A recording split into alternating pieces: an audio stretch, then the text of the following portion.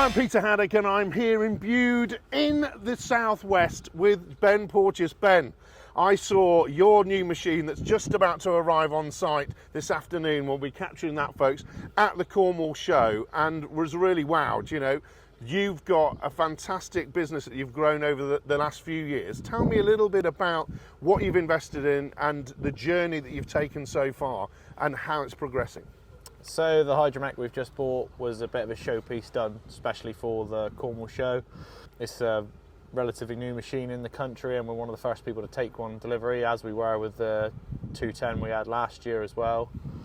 We had it fully wrapped by Tavi Signs and MPS supplied the machine and fitted the Rototop to it as well. So we thought we'd just go above and beyond to really put our name on the map. And so the HOLP system that you talked about there is, you know, new to the UK market really, but you've gone full HOLP because you've got about 6 or so units already onto your machines, and they've been integrated with Leica Geosystems 3D machine control by 1 Point Survey. Why that setup? Yeah, tell me about it. So the HOLP, the market's changing down this way. I think we've been a bit reluctant in coming forward with tilt rotators and rotating and extra attachments to hitches. Always been a bit old school down here, but more drivers are asking for this stuff now, more clients are asking for this stuff, and the HOLP's a simple solution to what I think is an overcomplicated system on the other brands.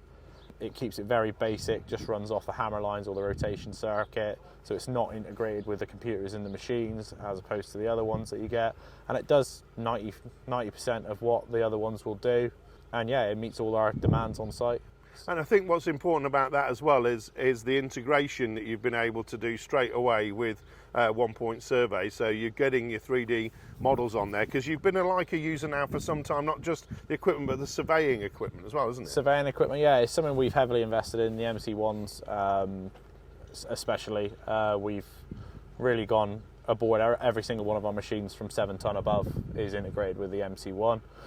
We have them all fitted as a community hub on the SmartNet stuff, so we can just move one system into another machine and it will pick up where it is. The buckets will still be calibrated within the machine and it just works straight away. It should be relatively seamless that we've got going. And the SmartNet, folks, for those of you who don't understand it, is basically a load of satellites in the sky, but it's a specific closed network, isn't it, for users like yours, for machine control with Leica Yeah, Geosystems. so our engineers or even a couple of our drivers, now they've done the Leica training, can get involved with any machine across any of our sites. So if one of the lads is struggling that hasn't quite got the understanding of what he needs to do, one of our other drivers or 1 Point themselves can get straight onto the machine whilst it's driving, give the driver an update or some steer onto how to use it correctly, or even add models and remove stuff, all from a push of a button from wherever they are in the world.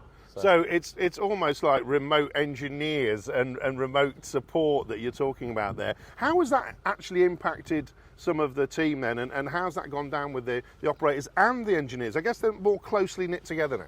The drivers seem to love it. We love it because it makes us a lot more efficient. The days are gone where you're digging a foundation and you have to worry about knocking out the pins and spraying up the lines and everything. The guys are straight out, track onto the line, start digging.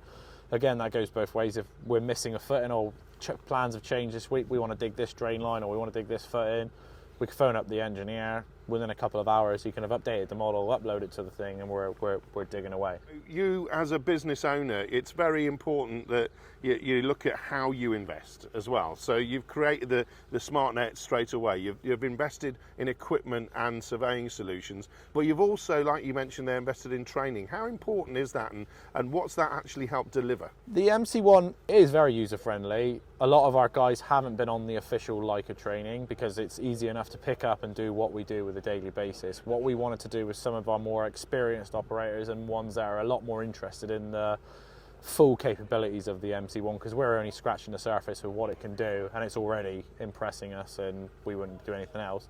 They wanted to be able to go on and calibrate buckets, be able to do the remote integration, even do some bit of their own modelling and bits and pieces. So they went off to the Leica training centre and they did that for a couple of days up there, and they've come back and they brought a lot back from that. So Yeah, the Whitchurch School is fantastic because you have a dig area, you know, you can create site environments, you can create the drainage environments and things like that. And of course, you know, well, now you've got the sort of like a Geosystems setup, you can also, I guess, in the future, look at things like the Xwatch integration with safety as you broaden the business out from house building to other projects and make those machines you've got work even harder. That's exactly what we aim to do, and we are doing. We're starting to bring service avoidance zones into the machines, and the next sort of thing we'll do is we'll bring in the service avoidance machines into the machine with the automatic kick out within the machines, which is all tied in with an MC1 situation. So in theory we should really limit or even negate our risk of striking services or coming into contact with them at all. So we're on a site here that is around the whole new site, and folks, as we have talked here, behind us the machine is arriving, Ben. Quite an exciting moment for you, isn't it? Yeah, it looks good, yeah. Couldn't have timed it any better. Exactly. So we've got the opportunity here to talk to you and understand how you're growing, but also the HOLP system is new, and so I'd like to come back and figure out, you know, in a 12 months time or so, to see how everything's progressing and to talk to some of your operators. But folks, we've got to cut this a little bit short because we've got a machine arriving, and Ben, we need to actually make sure that that's on site and digging well, don't we? Yes.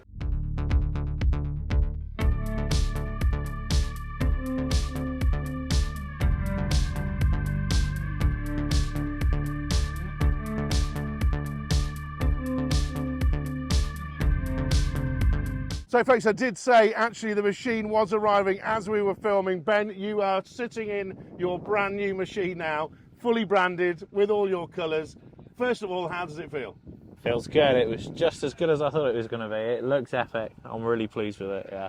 You're going to be now getting this onto site in anger, working today, and then monitoring the performance. And that's really important to you, isn't it, about productivity and how this actually works for the business? Absolutely. It's going to hit the ground running today. We're digging foundations this afternoon. Yeah, and we'll be gauging how we're doing on with it, because we'll probably follow on with a few more orders. Fantastic, Ben. Well, congratulations. You certainly made a big impression. Even when it comes to site, folks, it looks fantastic. So now it's time to get it to work.